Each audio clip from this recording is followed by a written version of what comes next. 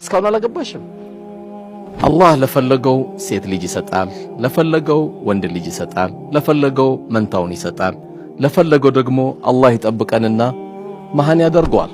ነገሮች ያሉት በእኛ እጅ አይደለም። ባላሰብነው ሂደት ቀላል ብለን የተናገርናቸው ንግግሮች ትልቅ ስብራት ሰዎች ላይ ያደርሳሉ። ከየትኛውም አይነት ደግሞ ስብራት እንድንጠበቅ የሚገርም መልእክት አሽረፈል ኸልቅ ነገረውናል።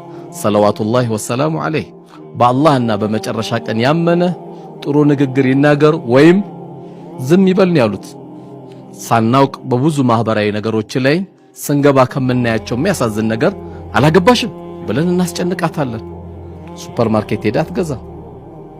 እስካሁን አልወለድሽም ብለንም እንጠይቃታለን ወይም ብለን እንጠይቀዋለን። ተጠፍጥፎ የሚመጣ ነገር አይደለም። ይሄ ያለው በአላህ ሕክማ ላይ ነው።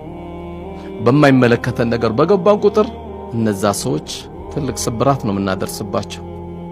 ጉዳይ ያለው በእኛ እጅ ሳይሆን በዓለማት ጌታ በአላህ ሱብሓነሁ ወተዓላ እጅ ላይ ነው ያለው።